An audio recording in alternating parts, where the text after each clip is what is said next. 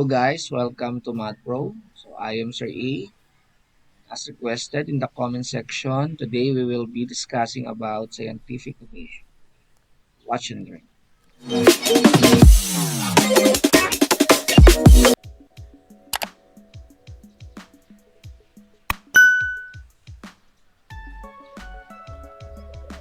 Let's have a review on what scientific notation is. Scientific notation is a way of writing a very large or a very small numbers. When the time that there is no calculator yet and computers, this is how scientists and astronomers and other experts deal with a very large and a very small numbers. For example, if you want to write 4 trillion or this very small number called 40 nanometers, or in decimal we can read it as 400 millions.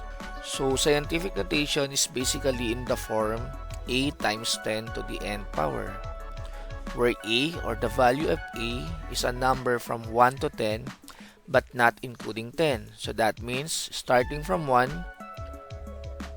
to 1.2, 1 and 23 hundredths, so it could have 2 decimal digits. It could have even 3 decimal digits and more as long as it is less than 10, and up to 9.999999. So as long as its value would not be equal to 10, then it could represent the value of a. Then this is an exponential notation in which the base is always 10. And the exponent must be an integer. So when we say an integer, it could be positive, negative, or it could even be 0. So before we proceed, let us find out how we are going to get an exponential notation of base 10. So basically, 10 is equal to 10 raised to the first power. 100 is equal to 10 squared. 1000 is equal to 10 cubed, or 10 raised to the third power. 10,000 is 10 to the fourth power. So I hope you can see now the pattern. So if there are 5 zeros after 1, then it could be expressed in an exponential notation of base 10 with an exponent of 5. So on and so forth.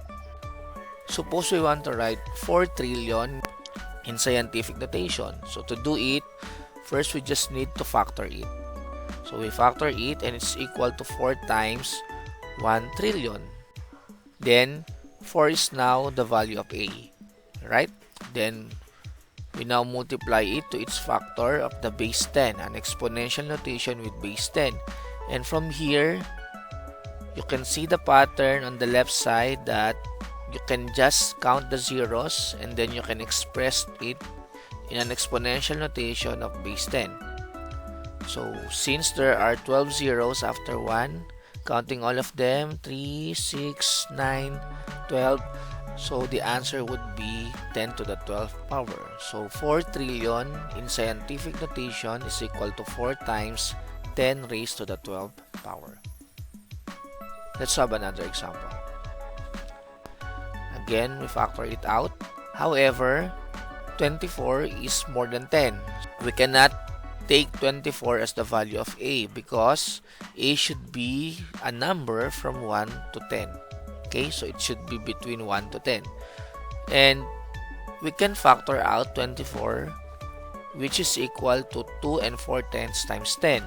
So if you still remember your rules in multiplication of decimal, when you multiply a decimal number by 10, you just move one space to the right, then you'll get the product. So when you do that, 2.4 or 2 and 4 tenths is equal to 24.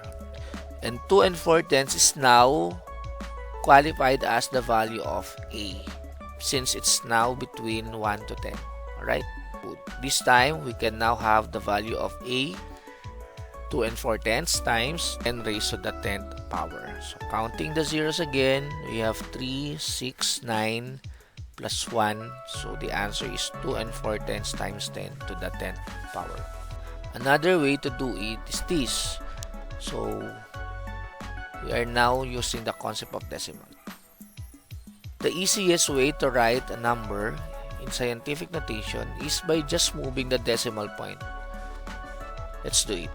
So here, we will just move the decimal point to the left because our goal is to put it here. So we can get the value of A as 2 and 4 tenths. So our goal is to put the decimal point here. So we just move the decimal point 2, 3, 4, 5, 6, 7, 8, 9, 10. 10 movements. So as you see, when the decimal point is already here, so that could be the value of A already. And then, we'll write the second factor as base 10. And then the number of movements will determine the exponent of our base 10. Without factoring out the numbers, we can just move the decimal point to express it in scientific notation. Let's have another example. Again, start here since it's a whole number, and then we move the decimal point. So move the decimal point to set the value of A. So the value of A should be between 1 to 10. So the decimal point should be here. So it would be 3 and 27 hundredths. So we will take the non-zero digit as the value of A. So we move the decimal point. We have 1, 2, 3, 4, 5, 6, 7, 8, 9, 10, 11. So it took us 11 movements before we get there. Okay. So we have now the value of A as 3 and 27 hundredths times, again, the base is always 10. So we write the number of movements as the exponent of the base 10. So we moved 11 times. So the second factor would be 10 raised to the 11th power. So our answer is 3 and 27 hundredths times 10 to the 11th power. So what if the number that we need to change in scientific notation is a very small number like this one? So following these steps, we just move the decimal point to set the value of A. And we can get the value of A if the decimal point would be here. Because if the decimal point is already here, then we have a whole number 4 as the value of A. So we move the decimal point. 1, 2, 3, 4, 5, 6, 7, 8, 9. So this time, we are moving the decimal point going to the right. Alright? So we have now the value of A as 4. Following the format, it would be times. Again, we write the number of movements as the exponent of the base 10. So the base is 10. But since we move the decimal point going to the right, 9 would be negative. So we moved 9 times, but it would be negative because we moved the decimal point going to the right. And another way to know if the exponent would be negative is this. If the number that you will change into scientific notation is a very small number, then your exponent should be negative. That's, I think, easier to remember. Okay? So if it's a very small number, expect that the exponent would be negative. But the procedures are the same. We just move the decimal point to set the value of A, and then the exponent or the number of movements would be your exponent, right? But it could be positive or negative depending on what kind of number you are going to express in scientific notation. Alright? So the exponent is negative if the given number is a small number or if it's a decimal. It is, okay? So for you to understand it better why it becomes negative, let's check this out. So this must be an integer. So negative 9 is an integer. So our answer is correct. Let's try this. So actually, when we factor it out, the given number is equal to this, right? 0.00000001 times 4, right?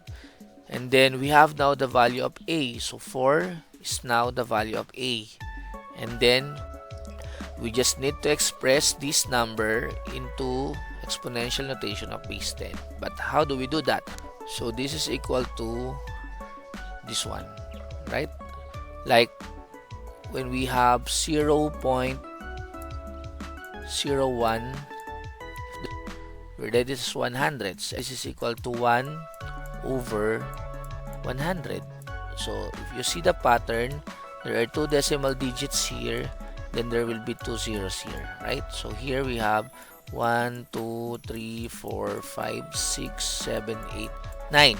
So that's why we have 9 zeros, okay? And now, this number can now be expressed into base 10, right? Exponential form of base 10. And it's equal to 1 over 10 raised to the 9th power since there are 9 zeros.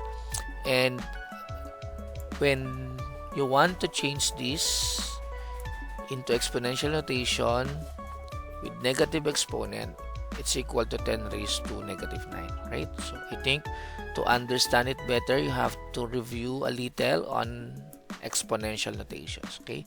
So this number, when written in exponential form of negative exponents, it's equal to this, right?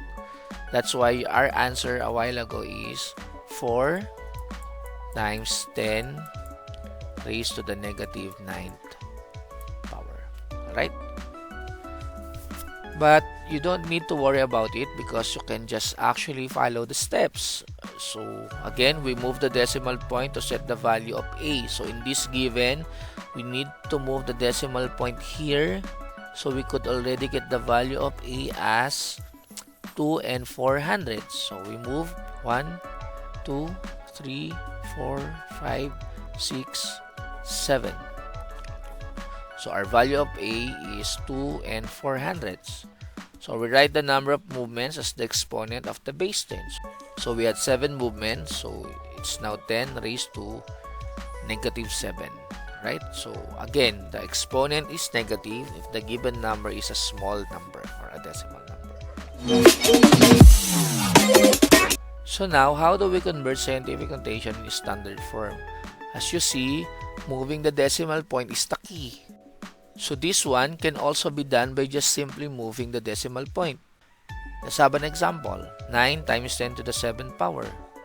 So steps, start from writing the value of a. So the value of a is 9. Then we move the decimal point based on the given exponent of the base 10. So our exponent is 7, so that determines 7 movements. Since the exponent is positive, we know that this number is a large number, right? So that means our movement to make it a large number should be going to the right. But where do we start the movement? It's a whole number 9, so that means the decimal point is here. So we move 7 places to the right. So move to the right if the exponent is positive. We have 1, 2, 3, 4, 5, 6, 7 movements. And all we need to do is to affix 0 in our movements. Okay, so our answer is, we have here the comma, 90 million. So our answer is 90 million. Right? Let's have another example. 4 and 7 tenths times 10 to the 8th power. Again, we start from writing the value of a. This time we have a clear decimal point in the value of a. So we start the movement here. So we now move the decimal point based on the given exponent of the base 10. Again, move to the right if the exponent is positive because it means that the number is a large number. So we move 8 times. 1, 2, 3, 4, 5, 6, 7, 8. Then the last would be affixing 0.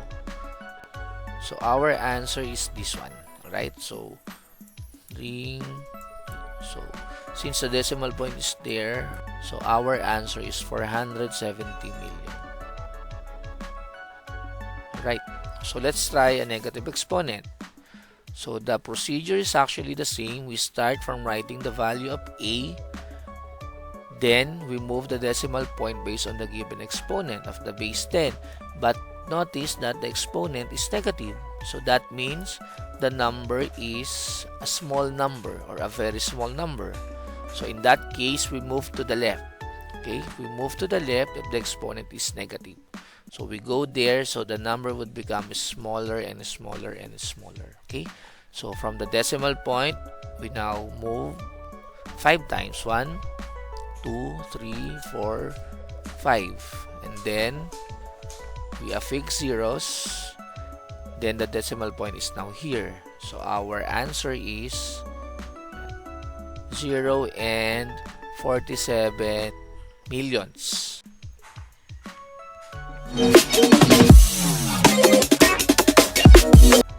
So that's it. You want any topic to be discussed in this channel, just drop a comment below, then I'll make this topic for you.